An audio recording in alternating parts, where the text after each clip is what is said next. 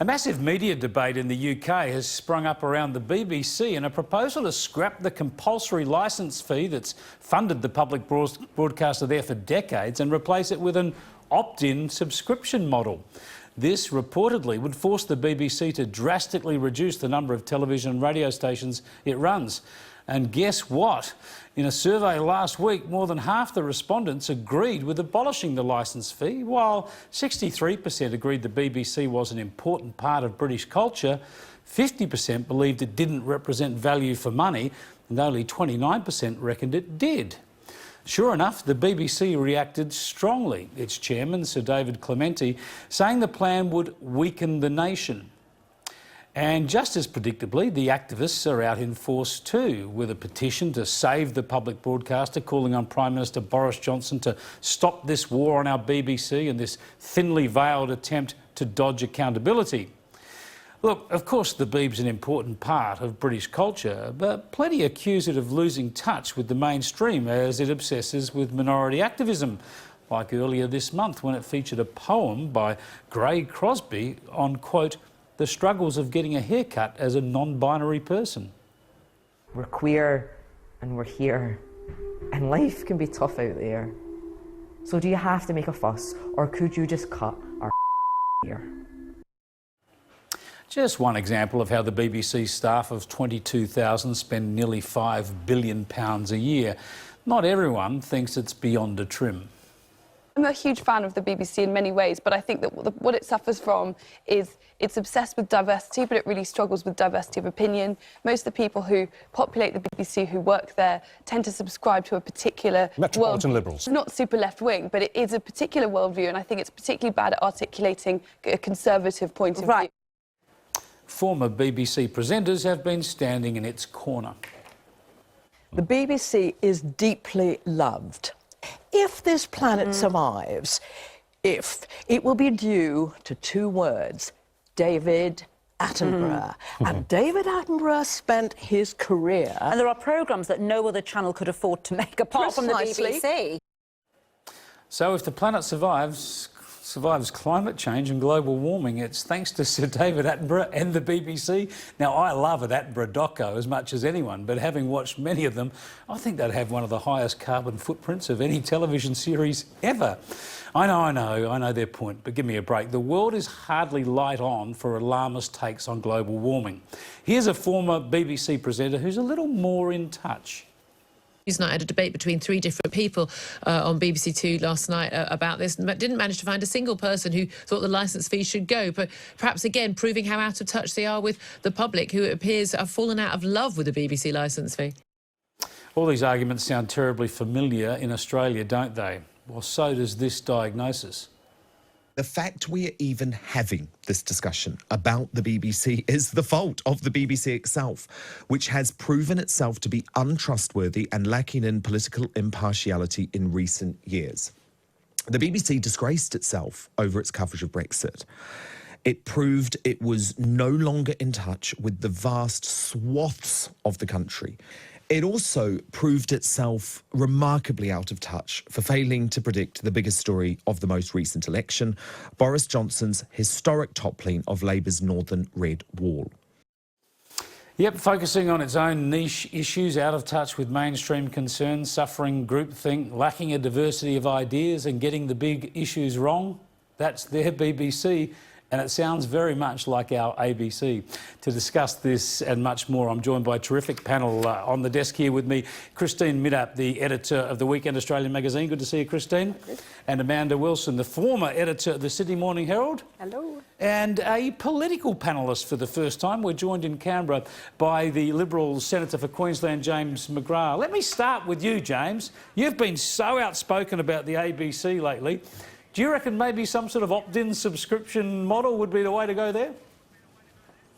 Oh, look, I don't know about that. I want to stress, I speak as someone who likes the ABC. I think it's lost its way, and I've got a three-point plan to reform the ABC involving a proper review of its charter and its act, selling off its inner-city headquarters, and properly having external panels in terms of employing and interviewing staff. series we just watched then of quotes from people talking about the BBC so could have been about the ABC, and that is sad. The ABC is supposed to be our national broadcaster, funded by the taxpayers of Australia, but it's become the un-Australian broadcaster. And this is the dangerous part for the ABC.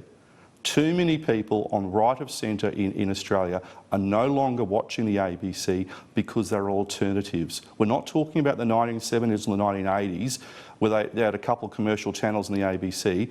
There are so many other options out there, and that's where conservative people are going, and that's dangerous for the social licence of the ABC. I'll come back to you in a minute, James. Amanda, it's kind of interesting. I think what James is saying has been interesting, this three-point plan. It's worth discussing. But there aren't many politicians, in my view, even on the coalition side, who are prepared to go in hard against the ABC, even though privately they might be scathing. Well, I don't know privately what they say or think, but I mean, and all I can say is I think this country needs a public broadcaster. It just needs a really good one. Yeah. A really good one. And we almost have that, in my view. Needs some tweaking. Needs some tweaking. Where's the ideological diversity? Where's the diversity of ideas in the ABC's political coverage and analysis? Well, you yourself here have lost a diverse person in David Spears, who I think's a gracious addition to the ABC. So we can really hang it on poor old Spearsy. The whole organisation is Green Left, and poor old Spearsy, they see him as this horrible right-wing extremist from Sky News, but he's the objective force. So you only have one objective host in a sea of Green Left hosts. It's a start.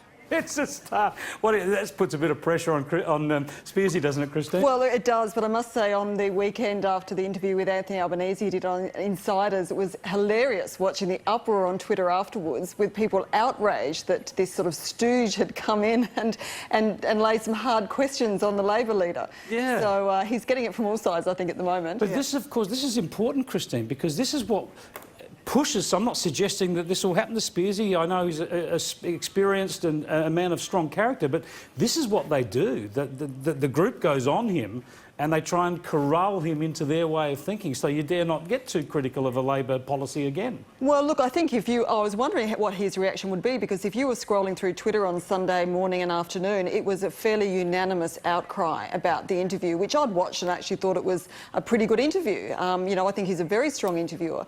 So, I mean, I think he's grown up enough that he's not going to be swayed about that. And the It's very tough, though. It's very tough. You're in that environment. All the pressure is going one way, and that's groupthink. It's the very definition of groupthink. They try and push everyone in the same direction. But I think from my perspective with any of these interviewers, and it might be on the ABC or in my organisation or here, if I don't know what the politics of the interviewer are, then they're a good interviewer. In my view. Exactly. Let's just have a look at some of that stuff from Spearsy before I go to James McGrath. CSIRO has also done a bit of work about on this. Right. It has suggested in an earlier report the electricity system alone will require expenditure of almost $1,000 billion by current service providers, new entrants and customers by 2050 to get to this target. So that's $1 trillion. Does that sound about right? Well, these are research that's being done, and the CSIRO research, of course, like every other bit of research, shows that there'll be higher growth, higher wages, lower energy costs if we go down this road. But only if there's this massive investment, and that's what I'm asking you about. You see, what's going on there, James, is that we're seeing Spearsy being forensic in his questioning of a Labor frontbencher, a Labor leader in this case. Now, anyone who's watched Sky for the last 20 years knows Spearsy's forensic against everyone, Labor, Liberal, National, Green. And that's the way it should be. But the big backlash that Christine's just talked about is there's so many ABC viewers have never seen someone from the left actually be pushed like that. Oh, totally. Yeah, you look at Spears, how he speared Brandis, how he speared some of those other, Labor frontbenchers. He takes no prisoners, and we want journalists to be like that. I agree with the comment in terms of we shouldn't know what the politics of the journalist are. I 100% agree with that. But one cloud does not mean that the drought has broken in the ABC. And Spears is good, he's brilliant. But there are so many other presenters and journalists and management who have an approach to life And as valid as it is, and good on them for having that, that is not representative of mainstream Australia. And this is dangerous for the ABC. I want the ABC to be a good national broadcast. I love programs like Backroads with Heather Yu. I think it's brilliant. But too often, programs like whether it's Q&A or just the soft left leanism of the presenters taints the ABC brand. Right, let's go to another ABC issue before we move on. This goes back to something I looked at last November when there were reports about an ABC. In fact, we knew there was an email around the ABC journalists were trying to get together a climate crisis group that was going to be an advocate and agitate within the organisation for climate action and promote ideas about how the ABC should actually tackle climate issues. But as I mentioned at the top of the program, Ida Buttrose put an abrupt end to it, on air actually, in an ABC interview. Have a look. ABC producer has gauged interest in starting a brains trust of ABC staffers to develop ways to report and inform Australians about climate crisis using It's one of those ideas that it's not going to happen. It's not going to happen? No. Why not? Because the ABC leadership team and the managing director have thought otherwise. There we go. That was back in November, but we read in The Guardian just in the last little while, I think this was last week, that apparently this thing is happening anyway. We currently have only one national and technology reporter, says this Anderson character. Most of the time is spent covering environment issues. Given the dominance of environmental issues in the news, the ABC should be investing in a... Oh, we haven't got what I wanted there, but anyway, the story there is quoting a climate action group within the ABC. They've got one up and going and it's lobbying management about these issues. Yeah, but I can imagine management are probably politely saying thanks for your contribution and going ahead and doing exactly what they want to do, which is finding these budget cuts and allocating their resources. I'd cut the climate crisis group. Well, look, if they want to sit around having coffee and talking about the climate and coming up with big ideas, as long as they still get their work done. I suppose it's a problem. Ida Buttrose might say they're not going to have any official group like this, but yeah, what can stop a bunch of individuals lobbying? Well, nothing. And look, in most newsrooms there will be dissent, there will be discussion, there will be people who lobby for different sides and different stories. That's actually sort of a normal part of newsrooms all around the country. You know, that's what management are there to try and manage. Absolutely. What are your views on this, James McGrath? The ABC is funded by the taxpayers, and this is what we're forgetting in this entire argument. Their budget of over $1.1 million is not funded by a subscription or by a licence fee, it's funded by taxpayers. And we need to get value for money in terms of a representation of views to be a proper national broadcaster and stop this wokeism that has taken over the ABC. And that's why, as a fan of the ABC, I want to try and reform it to save it, because otherwise there will be people out there who want to sell off the ABC and get rid of the ABC. And I at the moment, don't support that. I think the ABC needs to be reformed to be saved from itself. All right, let's leave the ABC for just a little while. Let's just have a look at the ongoing breakfast television battle between Channel 7 and 9. Have a look at these two clips. Well, it's just you and me now, Ali. How do you think we should position the Today Show with Carl and Ali? The Today Show with Ali and Carl. Well, it's not going to be competitive, is it? Wake up with Carl and Ali on Today. It's informing. We have reporters across 3 states this morning. It's inspiring. You're all going! It's life-changing. You got $90,000! I love you guys. That's why Australia starts the day feeling good. There we go, they're spending lots of money in the promo department, Amanda. This one is on for young and old, and so far, Today's Show losing. Yeah. Management is saying, no worries, we'll stick with it. Yeah, I guess they have to stick with it, but, you know, in the whole TV, it's all about who's watching what, and if the viewers are using their remote, then it's their choice. It's sad, because I think all these commercial organisations need to make money and succeed, because I like the diversity and I like the choice, but frankly, the product needs to be worth it. Now, what about you, James? We know we've established you kind of like the ABC, but you like to shake it up a bit. What about when it comes to the breakfast wars? Are you Sunrise or Today? I'm neither, actually. You know, English sometimes is a second language for me in the mornings, so I'm just focusing on opening my eyes. But I think the breakfast format's a bit tired.